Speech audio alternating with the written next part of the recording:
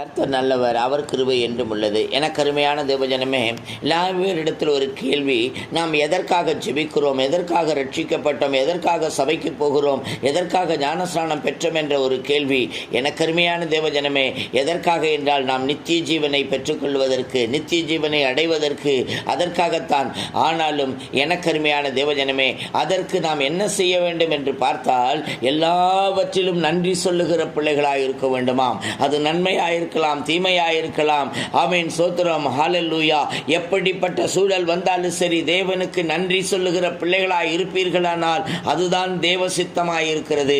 எனக்கு அருமையான தேவஜனமே, நன்றி சொல்லுங்கள், எப்படிப்பட்ட சூழ்நிலையானாலும். ஏனென்றால் யோபு சொல்லுகிறார், கர்த்தர் கொடுத்தார், கர்த்தர் எடுத்தார், கர்த்தருடைய நாமத்துக்கு ஸ்தோத்திரம் என்று.